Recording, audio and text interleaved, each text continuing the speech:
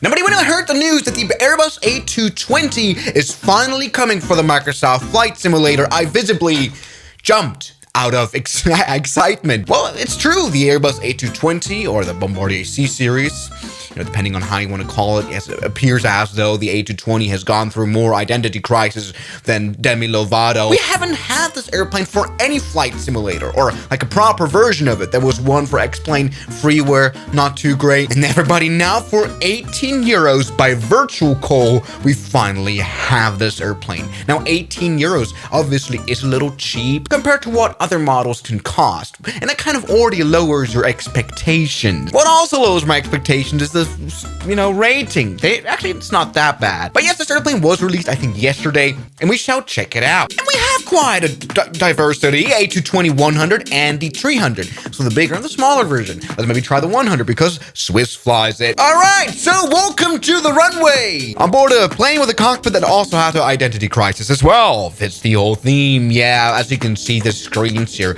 are definitely taken from the 787. This is not what the real cockpit of a C series looks like. Maybe the E-cam here and the engine screen, that's kind of realistic, as well as maybe this touch screen right here, which lets us open the doors. No, we can actually open the door here with this tablet here. Okay, this is kind of cool. Let's see if that's open. Yes! Hey, this is definitely not bad. I've seen a lot worse for 18 euro. All right, let's close them all again. I kind of like this little tablet. We do not have a Navigraph integration into this airplane, and that kind of already shows us the target audience for this plane indeed. Yes, if you were to sit a real Airbus A220 pilot in this airplane, he would probably get a stroke thinking, well, why is this Bombardier acting like a Boeing? Did the Canadian engineers make love to the American ones? I'm not sure. Yeah, this is also definitely the 787. What do we have here? Basic configuration. So this is the screens. Okay, flight attendant. Oh, select voice language. Oh, Francais, right?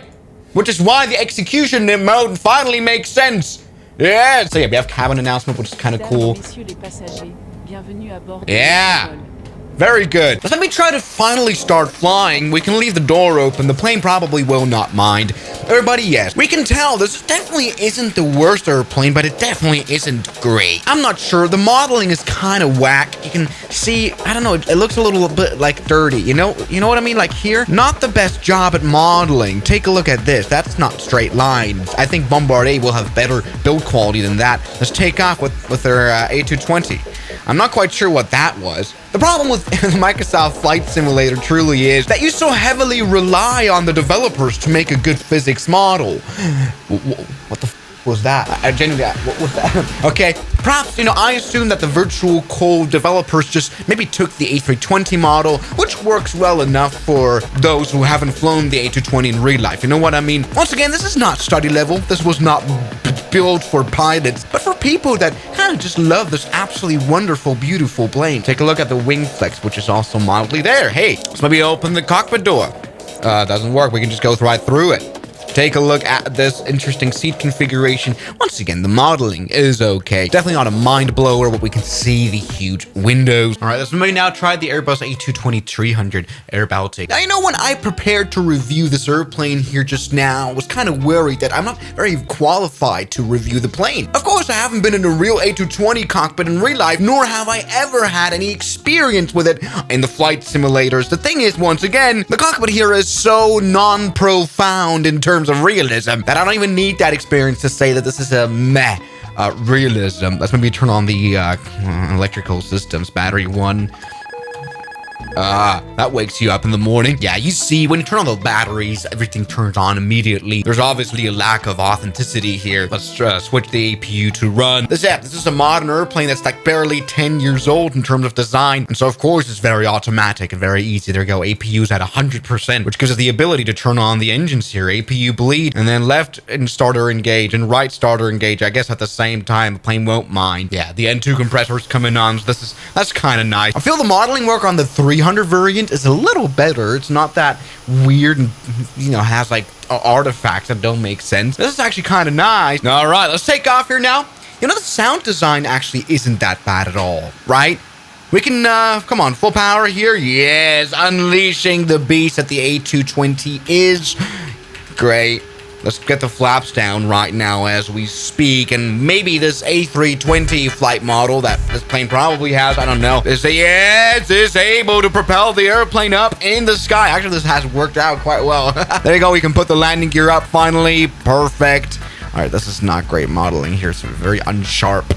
But that's fine. The C-Series has taken off, and I think it's an absolutely beautiful airplane. The thing I kind of notice is that at least in the exterior view, the camera setting is a little weird and a little off. And now we are we stalled out the airplane. I'm pretty sure the Bombardier wouldn't let us stall the plane in real life. But you can see the camera view isn't exactly centered. It's like right there and not like in the center of the airplane. So when you zoom in, you know what I mean? It's a bit weird. I can't describe it. That's absolutely fine. Let's maybe try to land this airplane down here. Landing gear down. Oh yes, this airplane is once again certified to fly to London City Airport. It's able to do incredibly steep approaches. Take a look at pretty much half of the wing being able to be manipulated. Very beautiful. We should be able to land this airplane. Oh.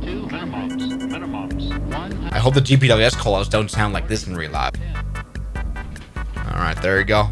Relatively okay landing, reverse thrust out now. You know, this is a very simple airplane. There you go, we survived. No, I'm not as disappointed as I thought I would be. I mean, I'm not sure. I mean, doesn't the C-Series in real life have like a mouse input here? This is, come on. I mean, we have the checklist here. That's not too bad at all. Probably custom checklist that's been refined to fit this relatively simple model. But that's kind of what I expected anyway, coming into this video. I mean, it says glass cockpit, similar, but not equal to real. Some other things are missing, like the engines blowing up like they do all the time. Yes, wasn't it the beautiful Pratt & Whitney 1500G engine that like failed all the time, and so the C-Series could only fly up to 29,000 feet to alleviate engine stress? Everybody, that isn't simulated here. Let's maybe go ahead and take off. You know what about the flight model? It's kind of suspicious how it's able to fly so well.